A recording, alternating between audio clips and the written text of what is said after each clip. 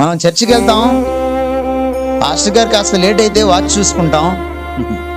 అందుకని ఈ మధ్య చర్చిలన్నింటిలో ప్రసంగికుడు ఎదురుగా పెద్ద వాచ్ పెడుతున్నారు, తొందరగా దిగిపోరా అని. ప్రతి చర్చిలో వచ్చేసింది ఇది. ఏమిటో మనం ఇంటికి వెళ్ళి సాధించేది ఏమిటో, మాంసం కూర వండుకొని టీవీ చూసుకోవడం తప్ప మనం చేసేది ఏంటి? అంతకంటే ఏమీ లేదు. బయటికి వెళ్తావు, వెంటనే ఇంటికి పోవు.